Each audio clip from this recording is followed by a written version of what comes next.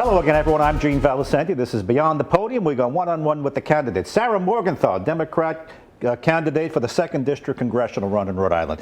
Question number one, Sarah, in your own words, what differentiates you from your opponents?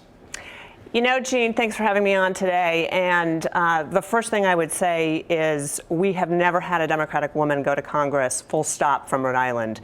We've never had a woman in 30 years.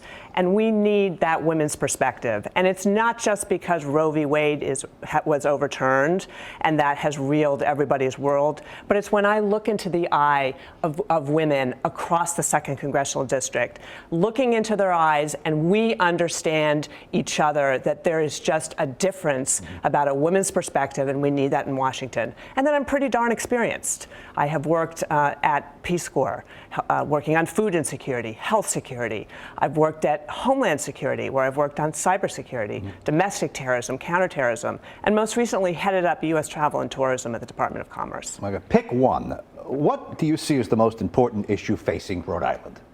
I think cost of living. I think everything is too darn expensive, and folks are coming out of the pandemic. It's difficult. We have supply chain issues. We have labor shortage issues. We have, just everything being too expensive. I'm really glad about the Inflation Reduction Act. I think that's going to provide some great relief. And by the way, Alan Fung, the Republican on the other side, had put out a press release saying he was against the Inflation Reduction Act, which is about lowering the price of prescription drugs. It's about lowering costs for everyday Americans and all Rhode Islanders. And it's about the biggest investment in climate change that we have ever seen. How are you uniquely qualified to address those issues, or that particular one? How are you qualified to do that uniquely among your others? You know, I have the experience in Washington. I have worked across 2 administrations on issues from food insecurity, health security, cybersecurity, domestic terrorism, counterterrorism, travel and tourism. I have the relationships and the expertise cross-cutting in many different areas, and the ability to bring people together to understand that there's complicated issues and that we need to keep them devoid of partisan politics and really focus on what do we need to do to deliver for folks here. Right. Is there an issue that you felt one way on but then changed your mind on over time?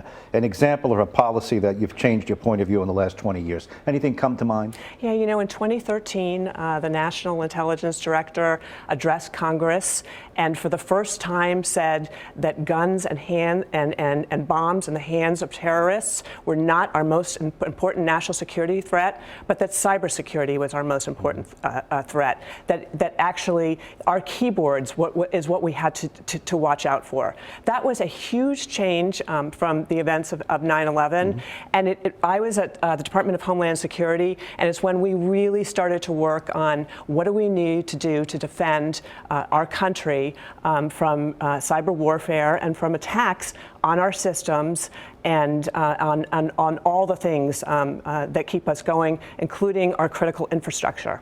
What question do you wish someone would ask you, and why?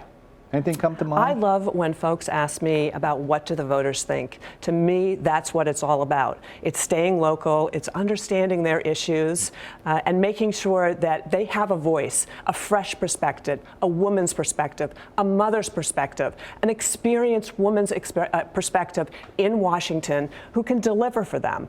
But ultimately, it's about what we're all about here, because I believe that together, all of us can get great things done. Who is your political hero? Do you have one?